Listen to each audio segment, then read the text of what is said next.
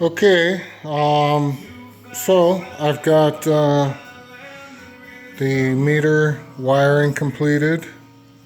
That's actually this butt connector here, where I've just simply spliced in an additional wire here. That's the white wire here. The other two red wires, one is for, I think it's the powers the solenoids on my winch, and the other one is for the heated grip. So this is all coming off the accessory circuit. I don't think it'll be a problem. If the fuse blows, well then I'll know, but I did that just for the sake of keeping things clean under here as well. As clean as you can. There's so much shit under here. It just, it drives me nuts, really.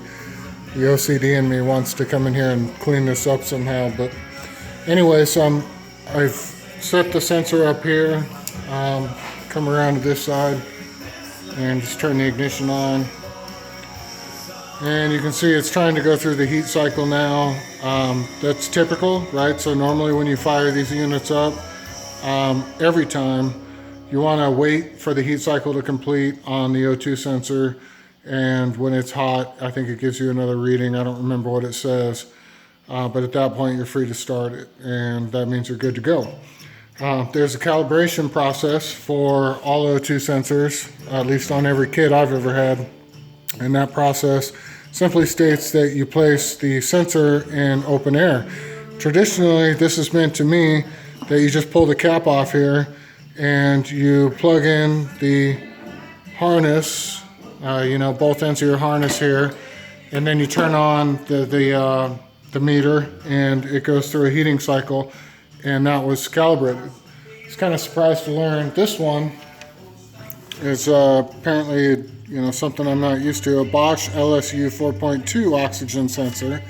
And what that means is there's an actual sensor here built onto the plug, and that's what this little protrusion is inside that plastic housing. And I thought it was kind of funny because it says it's important not to block the air to this.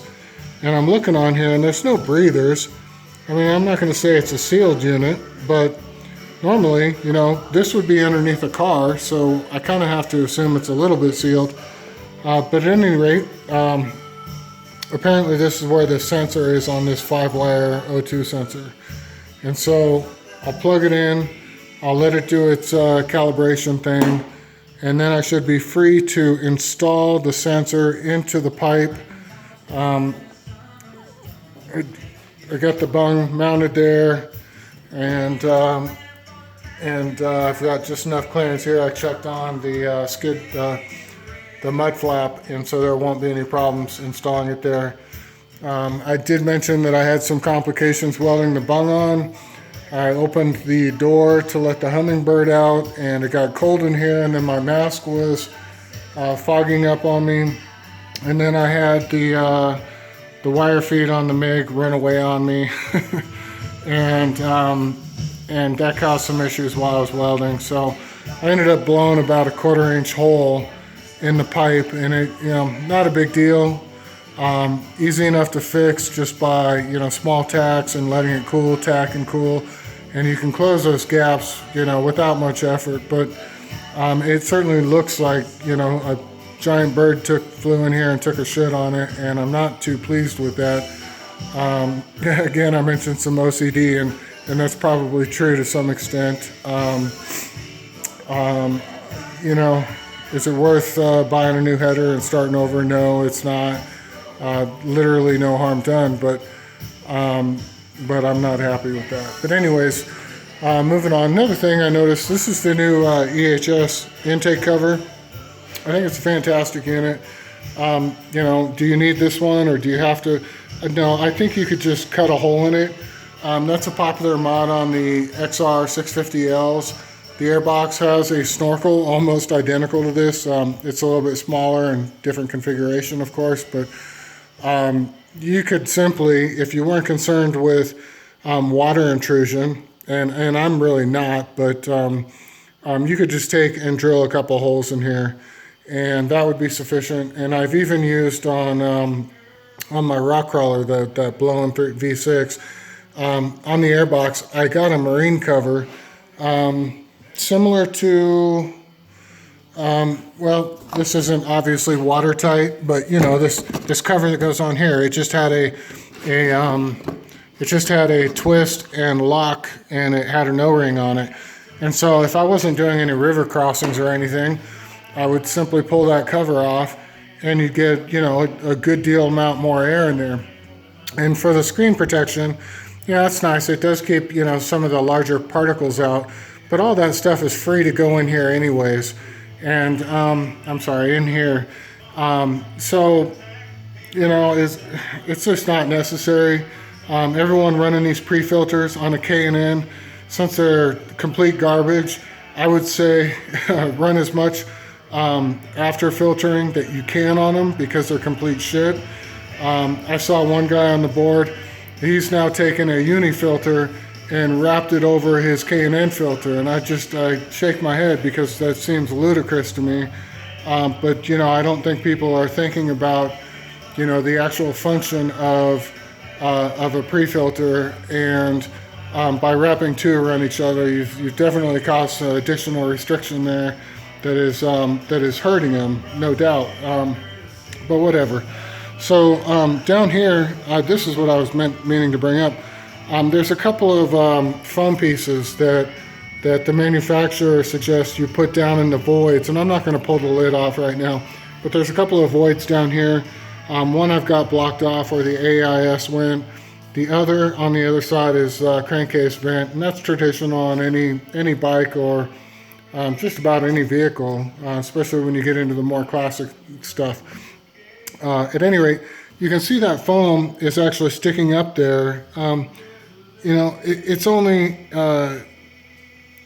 restricting a small amount, and it may be because I don't have that foam properly seated down there. I did notice when I assembled it, those foam pieces, you know, they weren't perfectly contoured to the base or the bottom of the airbox, and that did kind of prevent them from going into place. Maybe I should play around with that more. But ultimately, I'm going to go in there and clear that out, because, well, that's what we're trying to gain here. And you know, and this opening here negates any ill effect by that foam. I'm sure of it. But I'm going to do it anyways, just because that's what I'm trying to do here. I'm trying to make horsepower. Anyways, I'm going to go ahead and calibrate this thing. And I think from here, I'm going to, I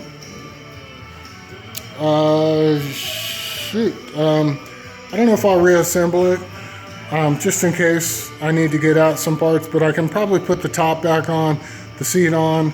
I wanted to get the bike pretty much back together before I mount the gauge, so I can be in a sitting position and look at that. As it sits now, I'm thinking probably something kind of like this here. And, well, you know, I think there's probably room for improvement. It's probably my best option. So that's what I'm going to do there. So that's it for now. I'm going to go ahead and the other thing is it's getting a little later. Like I said, I've been dragging ass in here. It's about 3:30 or so. Wife's got movies going. I think it's stopped. Well, it's still snowing. You probably can't see that. It's a real light snow.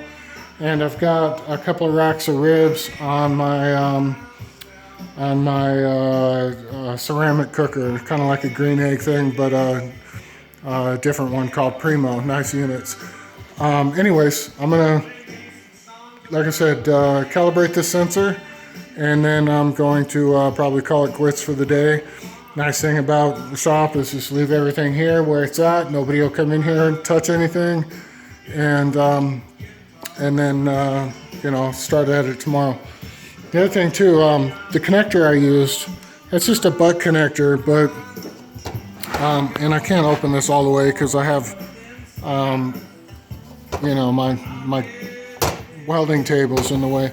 But these are the butt connectors that I use. They sell them, I think, in virtually any size that you would need for 12-volt automotive. And the cool thing about these is that they are heat shrink. So when you make your crimp, you take the heat gun, heat them up, and they shrink and close the gap in there. These aren't marine grade, and I thought they were when I bought them. The marine grade ones actually have a glue in there that will kind of bubble up a little bit when you put some heat to it, and they actually seal the wire off. And those are real nice. They're, you know, they're premium, but how often are you doing this stuff? You know, if you can get them, I'd say get them. So that's it for now. Thanks.